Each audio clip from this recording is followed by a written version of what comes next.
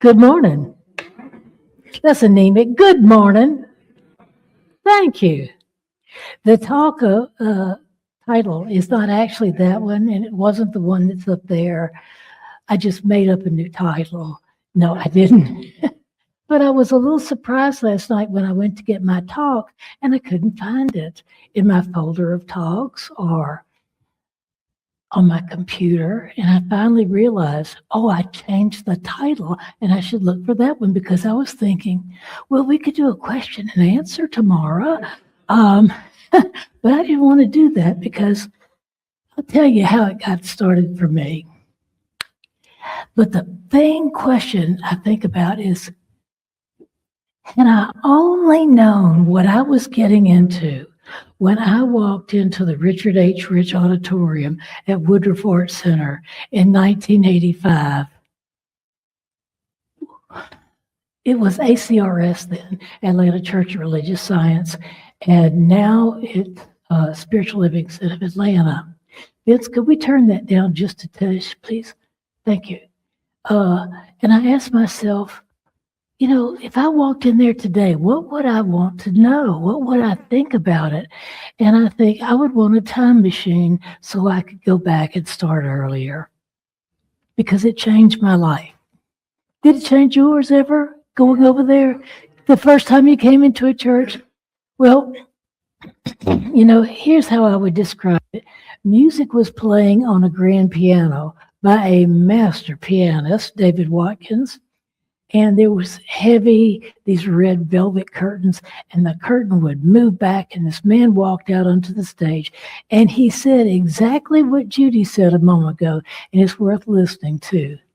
Such is the nature of life that all it wants and all it asks is the opportunity to appear. You are that opportunity, and so am I. And if you think about the impact of those words, it really does say a lot. And I think sometimes we hear those words, but we don't really get the impact of it. And I like to go back and think about that. But, there was that music. And let me just say it like this. The curtain opened, and a man did not walk out. He sashayed out. He sashayed across that stage. And, he had plenty of style. He had tons of style. He was a New Yorker, had some of that tough New Yorker energy. And to going along with that style, he had a lot of information. He had an encyclopedic knowledge of science of mind, and he had an encyclopedia of how to use it and how not to use it. And he was fascinating. Now, he was not one to suffer a fool. If you knew him, you'd know that's being nice compared to what he said to some people. And he certainly did not suffer a fool gladly.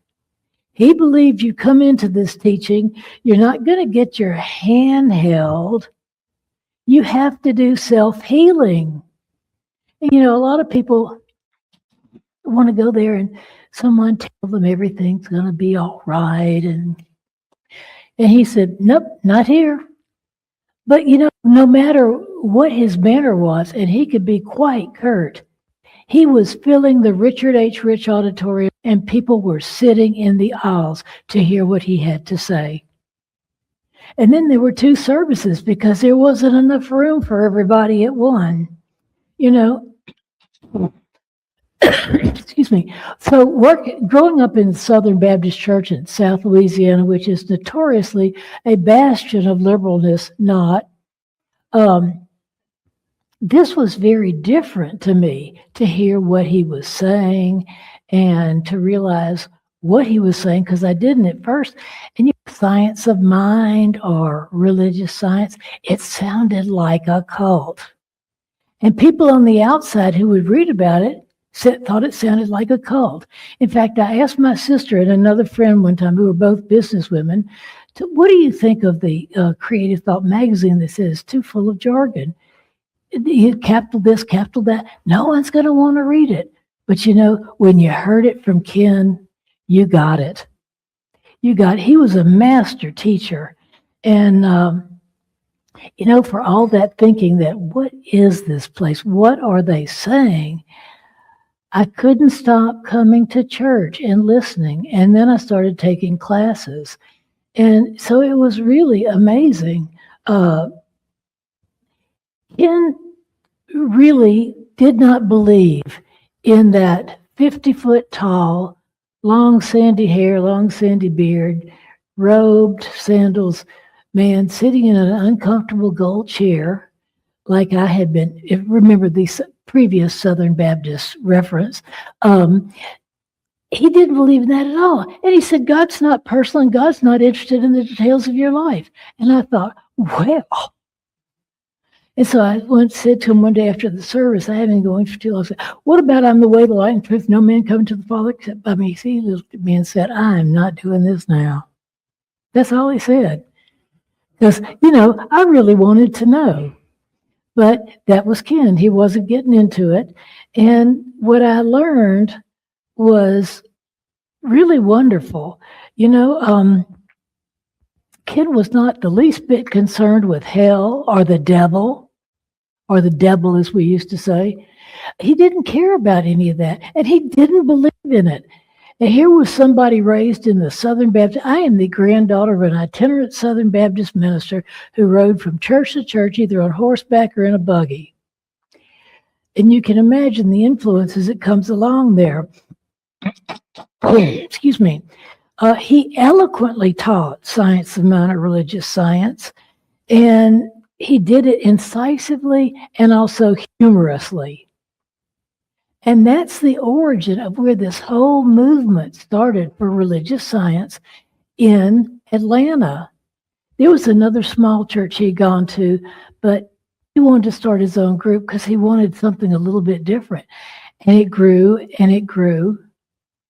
And it became the Atlanta Church of Religious Science. And some of those people from there started this. Some people from there started the Midtown Church, Tony Carpoluccio's church. Some people started the Douglasville Church. So it was an idea whose time had come.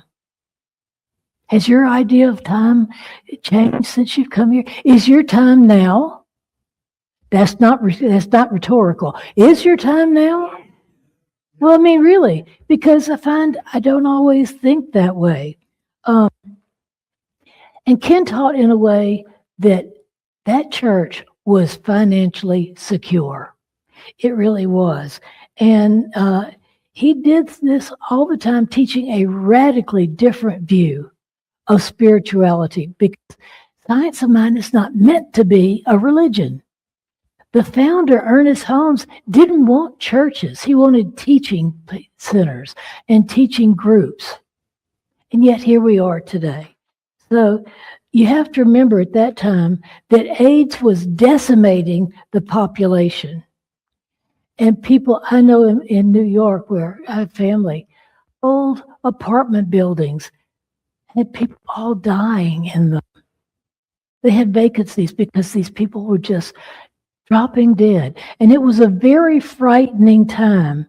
And there was a lot of the spiritually wounded walking around. And luckily, there were also the spiritually wonderful who were going around teaching them they were not bad, they were not sinners, and they weren't going to hell. And that those infected deserved God's wrath and punishment for their abhorrent behaviors. And there was a lot of need for love and acceptance on the divine level for those who were sick, for those who loved them, and those who cared for them. And Ken often spoke about the need for a greater God. Do you know what that means? Get a bigger idea of God if you want something to happen. Don't limit this. This is expansive. This is unlimited. So if you have things going on in your life you don't like, get a greater God, he said. I'd never heard there was a greater God. I just thought God was that 50-foot man up in the sky and, had a flunky list of angels around him taking notes on what you did, what body parts you used, and who you used them with. Literally. But Ken spoke to everyone. He didn't just speak to the gay men. And here I am about 40-something years later, close to that, because of what I yearned for and what I learned. A talk he gave in 1997 was entitled First Impressions. And as it's the first of the year, I want to talk about first impressions. And it was kind of tied to, you remember a couple of months ago, our theme was glow up. It sounded like we were lisping, because I think of grow up. But glow up is enhancing yourself and living this teaching and being a radiant example of what we can do with our lives. I still thought it sounded like they were lisping. But, we're the manifestation of this great intelligence. It's a quantum field that created the earth. We're part of it, but not all of God, or this intelligent field, by whatever name called. Its characteristics are our characteristics. If it can create, we can create. But we're not doing it by ourselves. We're doing it with the divine mind. We're directing how it goes. You say, how can you direct God, Susan? Isn't God going to turn around and smite you for that smart mouth of yours? No, because what it is, it's a quantum field, and what we put into it returns as the experience of our lives. And it was meant for us to use it. For example, if you want this church overflowing, do you really believe it? Do you really? But what if some of the churches, like all over the country, aren't growing and they're not financially stable? Well, you have to pay attention to the signs, because it may be time for changes. Interesting, John and I were just having a talk about this the other day. Excuse me, we have infinite access to the unlimited potential of this quantum field. The unknowable is knowable. Don't think that it's not. The great unknown is knowable. The wisdom that we seek is not unavailable. It's there. It's there. And everything needed for us to transform our world is already available. I think about listening to your inner self. And recently, I have this watch I really like and a ring. And I put them in the same place every night. And suddenly I could not find them. I turned the house inside out. And I started ordering another watch online. And so I kept going. I said, well, I'm getting another one. I think it's almost just like it. It'll be okay. And I kept hearing, go check the closet. Go check the pockets of your coat. So I did that. And I checked every pocket probably 3 times just to make sure I hadn't missed anything. I'm sure none of you are obsessive like that, but I personally can be. Not often, but can. And I couldn't find them. And then the other day, with the colder weather, I got out my heavy winter robe and I stuck my hand in the pocket, and there was something there, and it was my watch and ring. I had just misinterpreted looking in your coat for the answers. But it really was right there. I just misinterpreted. We have to learn how to listen, because we do get the answers. We have an intelligence within us and a vitality that knows beyond all the negative and the nonsense of this world that we have been exposed to. It knows how to make everything new. A new year, a new us. I decided that I am truly having a new year this year, that I have been letting some things languish. If you don't keep up with this, it's really easy to get caught up in the world. Have you ever gotten caught up in the world and you think, oh my God, when you read the headlines or watch the news? No. Okay. Sometimes I have. Not often again, but, so we have to know something bigger. And I bet that's why you're here today. Did anybody come here because they wanted to know something greater? Did you really? Or is this just a habit to come to church on Sunday mornings? I came here to learn something greater, and I learn it every time I write a talk and every time I give one, because I'm always giving them to myself, as we are all. To embody this knowledge and this intelligence is indeed blessed. It is possible to be blessed, healed, prospered, all those things. It's there. You know, it says that in the Bible. The Bible says, I've always liked to say that, that asking it is given, knocking the door is open, asking ye shall receive. And it's done in faith. It's not, this quantum field is not personal, it's reacting to the impressions we get. Not, you were bad. You know what you did. You can't have that, you can't have the pony for Christmas that you really wanted because you're not very good. No, it has no judgment of us. And it is a powerful, powerful field that is constantly responding by corresponding to our thoughts. In other words, what we're putting out there is coming back to us, even if we don't realize that's what it is. You know, the first impressions he spoke about are where we get our ideas that motivate and cause us to do what we do. Absolutely. And these may originate externally because we all have the world to deal with and we all learn these things, and they go into our conscious mind and deeply into our subconscious mind, and we can let them motivate us when we have really no idea what we're believing. Did you ever realize that? No. Okay. Well, I did.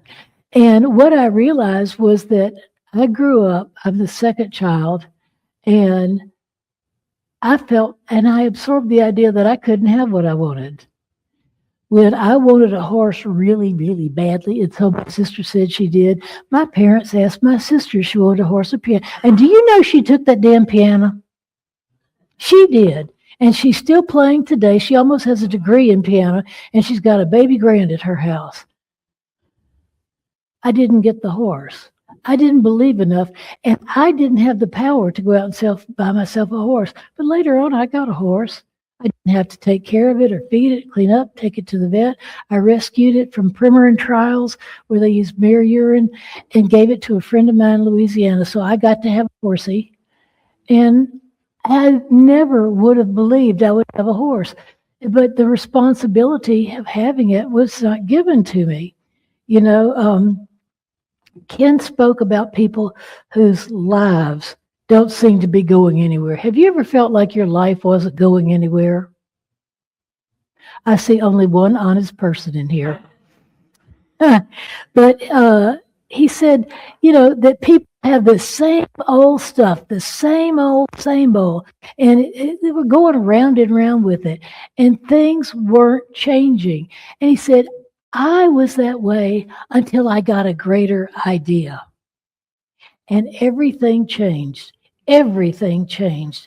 And he got a greater idea of God, he said, and his place in the world. And he stopped drinking after years of drinking. He started focusing on his spiritual education in two different churches, but especially Science of Mind, as was taught by Raymond Charles Barker, who had the big church in in New York City for a long time. And Charles Barker was a student of Ernest Holmes. So Ken is the grandson of Ernest Holmes by way of teaching. And let me tell you, he knew his stuff. And I sometimes hear ministers from other churches at conferences and things who say things that Ken would turn over in his grave, get up and slap them for. Like, one minister said this from Sillamar, I can't wait to see what God wants me to do today. God doesn't want anything from us. God created us to express. God doesn't say, I really want you to go over and work at that grocery store. I really want you to marry Billy Bob. Get Boopsie out of your life. She's not good for you. Whatever. That's not the way it is. And what was seen as impossible in Ken's life became possible. Not necessarily easy, but possible. Do you have something you want to do that just isn't moving? Yeah, well, that happens. Believe and have faith that it is so, and we can move mountains. and it is possible to release addictions. I worked with someone who was heavily addicted in several areas: drug addictions, sex addictions. And, I would just sit there and talk to this person, and I got told, "You never criticized me, even when I relapsed." I said, "You're moving in the right direction. What is there to criticize? I'm not here to criticize you. I'm here to give you a great." And this man really prospered and turned his life around. He's married now. He's happy. He has a really successful career. It's interesting. On the day Ken gave that talk, way back years ago, he revealed that 30 years ago to the date, in February the 16th, 1967, he stopped drinking 30 seconds before he made that decision. He said he could have not stopped drinking, but 30 seconds after he made the decision, it was done. It was done. He went to his meetings. I don't know his whole process, but he knew in his heart suddenly that it was totally possible, and he remained sober for the rest of his life. I saw him out at dinner sometimes with friends, and they'd all be sharing a drink or two of something, and he had a nice glass of ice water or a soft drink with him. He never relapsed. He did what I call growing up in that day. When he made that decision, it was life-changing for him, and it transformed his life in a radical, very loving, and life-altering way. He ended up leaving New York, moving to Atlanta, continued to study science of mind, and then he started ACRS, which is now SLCA, as I told you. He became president of the organization Religious Science International, what we used to be. And he started a whole chain of changes in there that really upped our game. Now,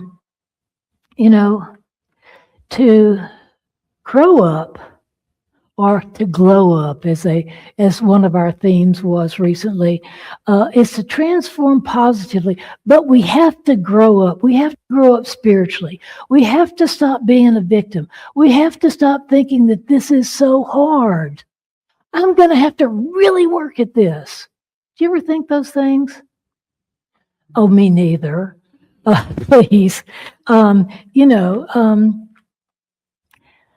It has to become a deep belief, not just an idea. It all starts with an idea, but as we build on it and grow, as we focus on it and we call for divine intervention and divine inspiration, things begin to change, and they change the character of our lives. Absolutely.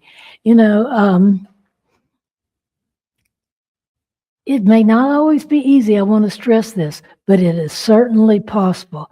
We can choose to think that something is easier than we thought it was before. Did you ever think about that?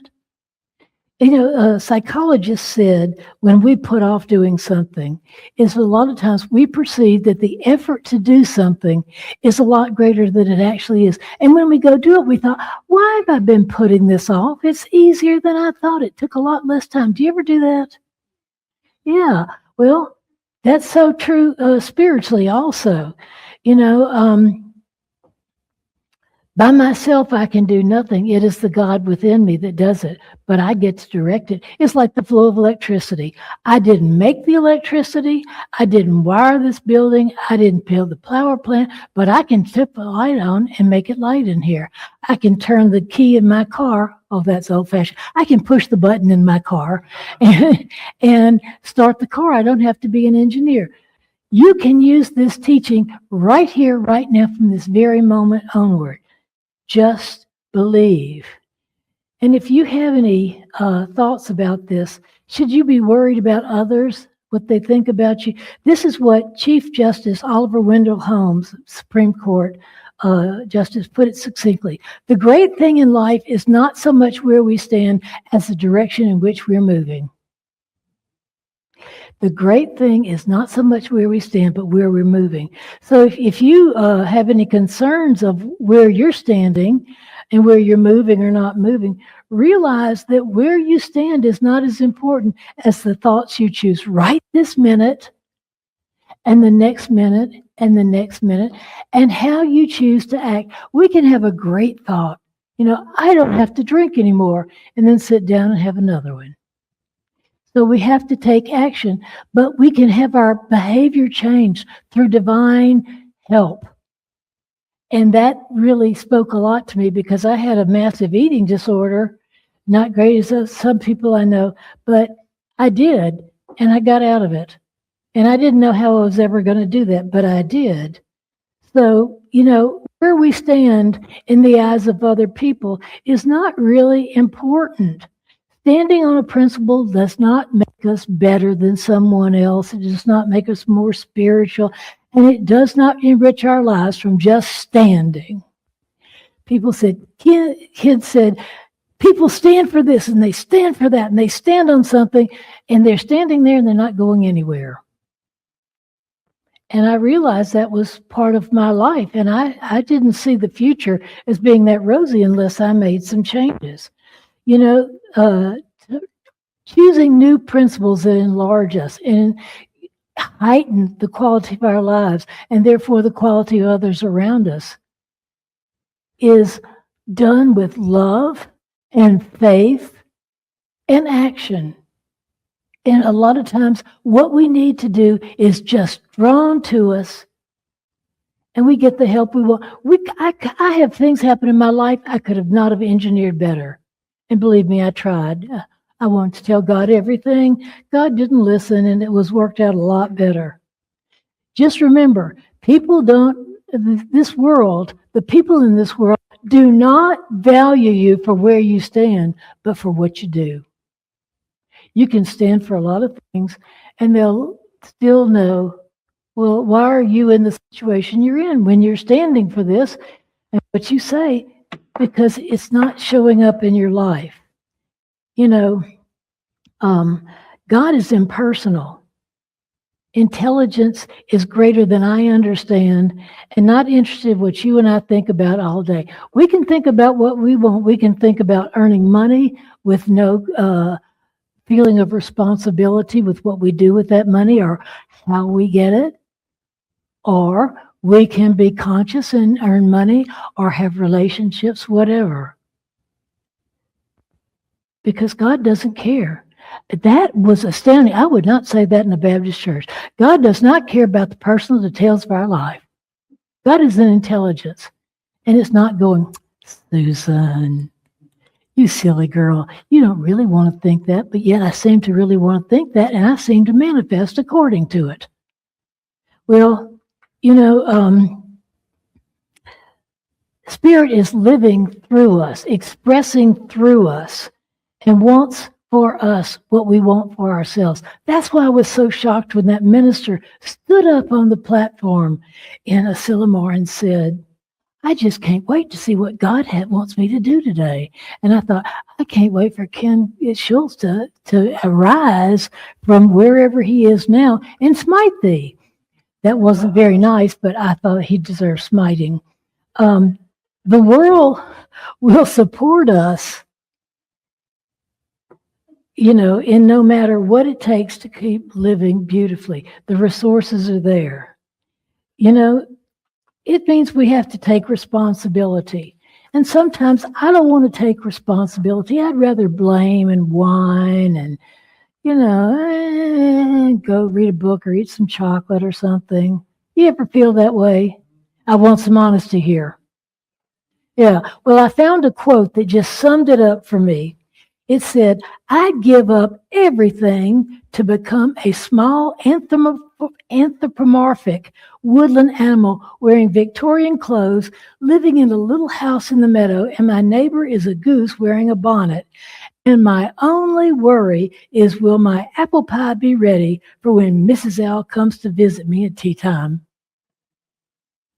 Sometimes that's how I feel. I want to be a small woodland creature. And then I remember, where they live and what they have to eat, and they're not eating apple pie, and, I get over it. Because when we give up our power to something, we feel it, and there's a discontent. Do you ever have a discontent when you're not using this teaching? Because you have manifested some great things in time, but suddenly it just doesn't seem to be working.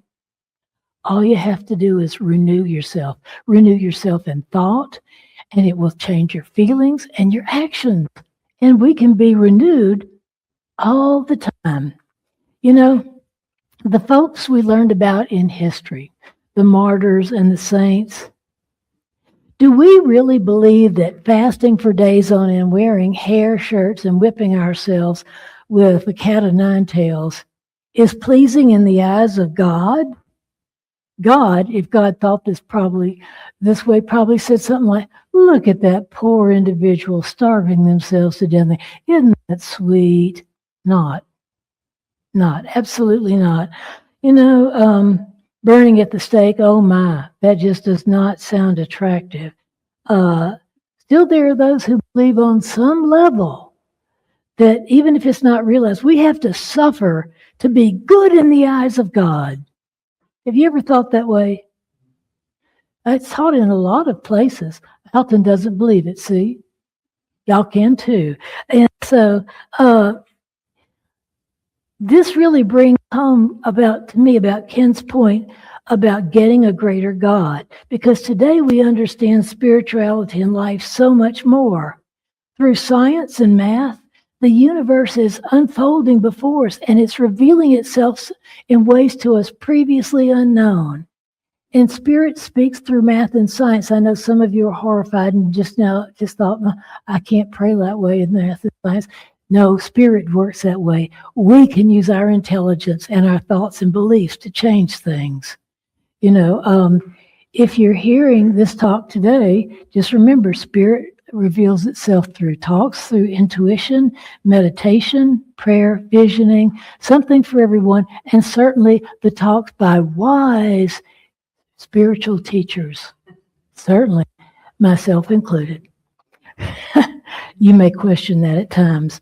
But though some will embrace a vengeful, punishing God, I think no one in their right mind will let the God of the Old Testament babysit their children. You think about it. Well, here are the plagues. Here's the plague of the boils, the plagues of the frogs.